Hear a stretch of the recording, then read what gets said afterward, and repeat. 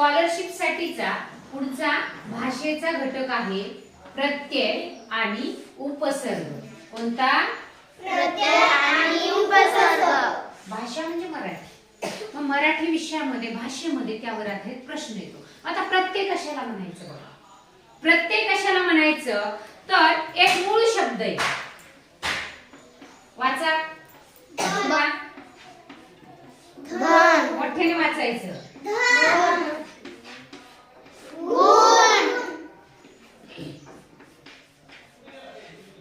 शील. पहा, मी काही फळ्यावर शब्द लिहिले ते एकदम मोठ्याने वाचायचं. हा वर्धन. गुण. शील. आता याला या सगळ्यांना मिळून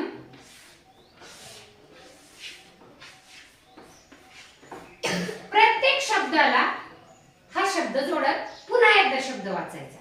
जसं बलवान. काय शब्द तयार होतो? बलवान. बलवान.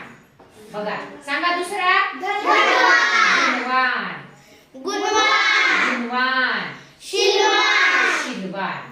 म्हणजे बघा मूळ शब्दाला आपण दुसरा शब्द जोडला आणि नवीन शब्द तयार झाला.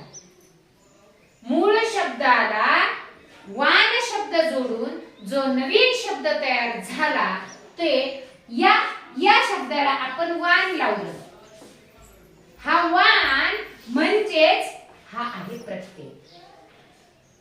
इथं लिहिणारे वाचा. बघा आता मी अगोदर लिहिले आणि हे काही शब्द पुढे लिहिले. हे पुढचे शब्द वाचा. शांत. प्रिय. क्षर. सत्य. हे चार शब्दाला आता मला सांगा हे मी अगोदर का लिहिले? काय असू शकतो बरं फरक? पहिल्या शब्दामध्ये आधी मी बल लिहिलं आणि पुढे वान लावलं. बल वान. पण मी हे आधी लिहिले. मग आता हे कुठे लावावं लागल? पहिल्यांदा आधी लावायचं. बघा म्हणजे काय शब्द तयार होईल सांगा मला. अशांत. पटपट वाचायचं सांगायचं. अप्रिय. अक्षर. असत्य. आता बघा हे अक्षर या शब्दांच्या कुठे लागलं? मोठ्याने म्हणा.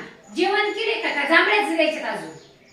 हे अक्षर या शब्दांच्या कुठे लागलं? पहिल्यांदा लागलं. आणि आता हे आहे उपसर्ग. उपसर्ग हा मूळ शब्दाच्या आधी लागतो. पक्क लक्षात ठेवायचं. उपसर्ग कुठे लागतो? मूळ शब्दाच्या आधी लागतो. आणि प्रत्यय कुठे लागतो? मूळ शब्दाच्या पुढे लागतो. हे दोन फरक लक्षात घ्यायचे. प्रत्यय लागतो मूळ शब्दाच्या नंतर, उपसर्ग लागतो मूळ शब्दाच्या आधी. आजचा आपला भाषेचा हा स्कॉलरशिपचा घटक प्रत्यय आणि उपसर्ग. फक्त हे दोन मुद्दे महत्त्वाचे लक्षात घ्यायचे. लागतो उपसर्ग आधी लागतो आणि आपला नवीन शब्द तयार होतो. लक्षात आले? हो.